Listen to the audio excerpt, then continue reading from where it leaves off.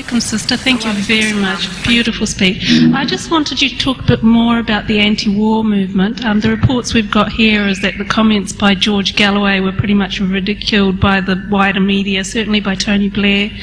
And it was very disheartening that after all those marches and demonstrations, the war still went ahead. And so what progress, what hope is there? The Stop the War Coalition was absolutely devastated when the war began, because, as I say, more than 2 million of us marched in London, 5 million in Italy, millions more across Europe, 500,000 in Berlin, and I believe that Australia and New Zealand, you had your own marches as well. Okay, we didn't stop the war, but I'll tell you something now, we saved lives, because the Pentagon and the military strategists had to change their modus operandi. They had planned to bomb every town, every city, every village in Iraq for 40 days and 40 nights to soften up the country before they sent in the troops. We know that more than 100,000, and this is a conservative figure, more than 100,000 innocent civilians have been slaughtered by George Bush and Tony Blair's bombs since the start of the war. I was speaking to a Sheikh Majid al-Ghaud in Fallujah a few weeks ago, and he said that their estimates are that the figure is nearer 500,000. But the anti-war movement goes on. It's very, very active, and the backbone of the movement is supplied by the Muslim community in Britain, by the Muslim Association of Britain. Hundreds of thousands of Muslims marched alongside hundreds of thousands of people from the left, socialists, people from the right, people from all walks of life on February the 15th, 2003. And as I say, we didn't stop the war, but I'm sure that we saved lives. And what we have done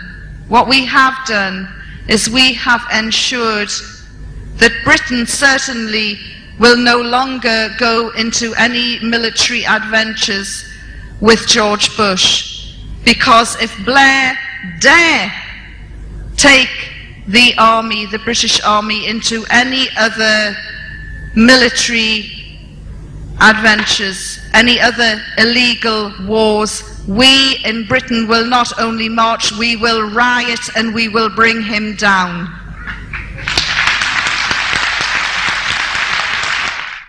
With all due respect to your experience, as well as to the power of a lot of Muslim women and the kindness of a lot of Muslim men, a lot of Muslims in New Zealand, or from our experience, have arrived as refugees from the Taliban.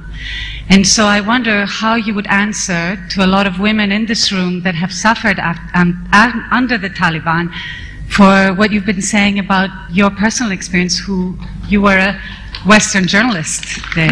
Yeah. No, it's a very good question, and I have actually met some Afghan women who did flee the Taliban. I met them in Christchurch, and they listened to my story, and they thanked me for it. The reality is that the Taliban were no more brutal than the previous regime, and certainly this regime leaves a lot to be desired. For instance, the prison where I was held, I returned, I've been back to Afghanistan 4 or 5 times, and I went to it, and it is jammed with young girls aged 12 to 16 whose only crime is that they've run away from home because they don't want to be sold off as child brides, a practice that the Taliban had stamped out.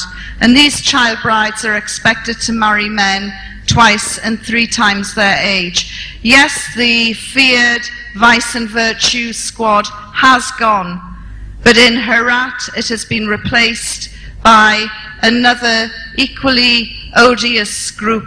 Loosely translated, it's called the Chastity Squad, and these are pulling in young girls aged 12 to 16 again and having them internally examined to see if they are still virgins. There are no career women emerging from the rubble of Afghanistan. There are a few little green shoots of hope, but that's about it. Karzai made such a big deal when he announced that Seema Sama was to become the first Afghan women's minister. I went to Afghanistan in February 2002 to interview her. I couldn't even find her. The Karzai government hadn't even given her an office in the government building. It was all lip service, and she was eventually hounded out of that position in the summer with death threats. The only success story in Afghanistan at the moment is the production of opium, which has made Afghanistan the #1 heroin producer in the world. The city where I was held, Jalalabad, now has hardcore porn for sale in DVDs in the front windows. These are, I live in Soho, London's red light district, and I can tell you now, these DVDs wouldn't even be sold under the counter in Soho, but they're in the front windows in Afghanistan. What we have given the Afghan people is drugs and porn, and I'm no doubt sure they've got the rock and roll as well.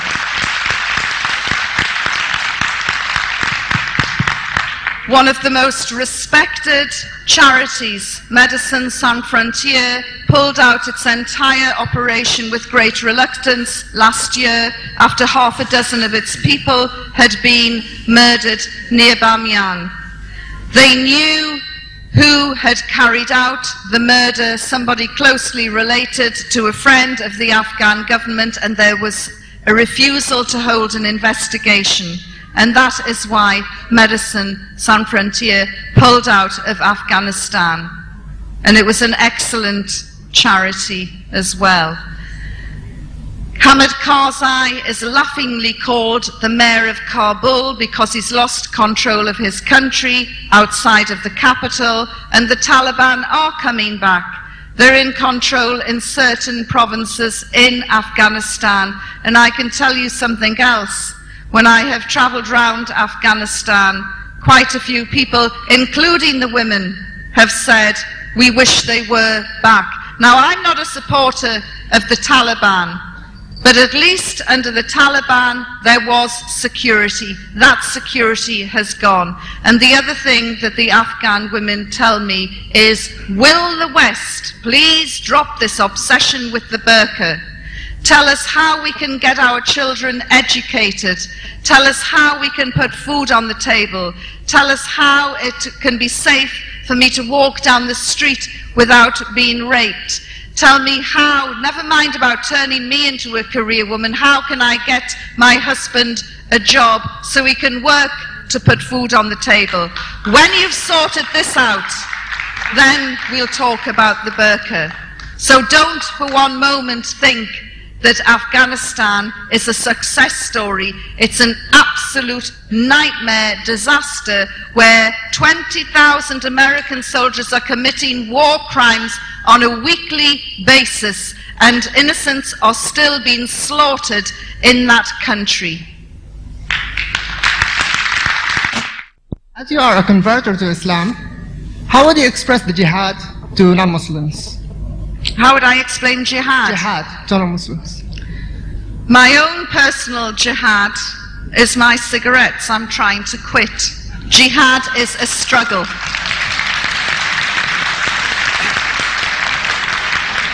Sister Yvonne.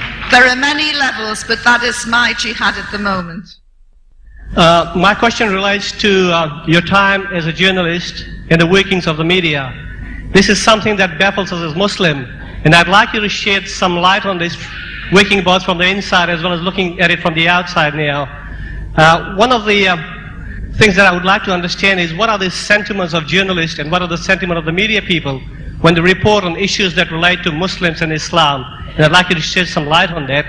And I'd just like to highlight a comment that I picked up the other day in the New Zealand Herald.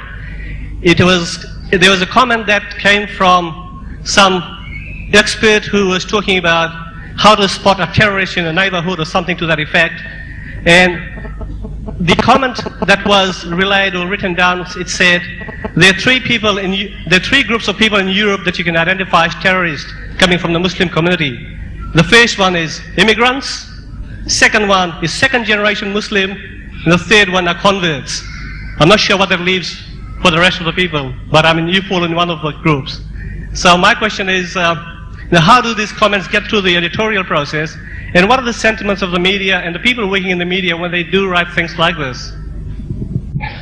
It's very easy to spot a terrorist. There were 8 of them in Scotland the other week at the G8. One of them lives in the White House, another one lives in Downing Street.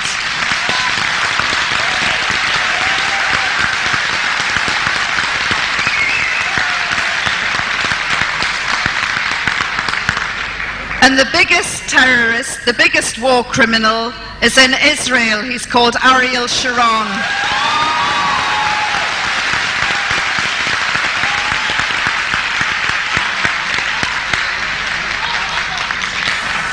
As a journalist, I would love just to scrap the word terrorist. It is meaningless. Nelson Mandela, one of the most revered statesmen in the world, was called a terrorist by Margaret Thatcher.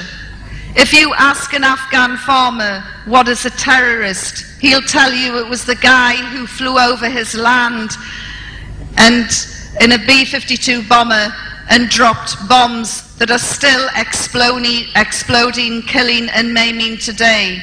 If you ask a Palestinian child what is a terrorist, she'll tell you it's the Palestinian soldier who killed her sister. If you ask a Chechnyan what is a terrorist, he will tell you it is Putin who is using the war on terror to slaughter the Chechnyans. We all have different definitions of terrorists. I would completely, as a journalist, like to ban the word.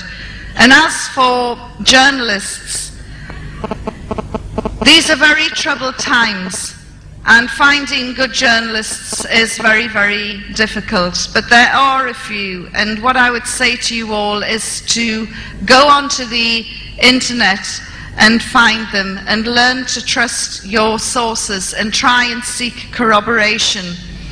The media has done a great disservice to the Muslim community around the globe. Part of it is due to ignorance, and part of it is due to an Islamophobic attitude by some of the newspaper publishers.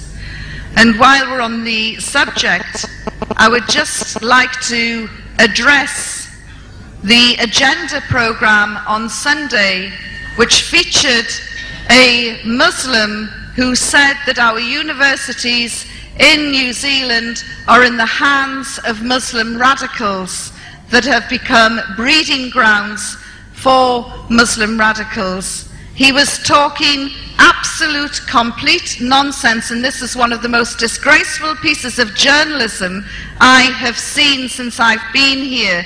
There is no corroboration to his story. He has an axe to grind. He's a very unhappy young man, and what he said was completely untrue. I have been to Auckland University today and more or less said that. We are living in very dangerous times, and we have to be careful to be able to disseminate what is true and what is not. And we have to be very, very wary of the siren calls. And what I would say to Winston Peters is, there's a village in New Zealand looking for its idiot. You'd better go home, mister.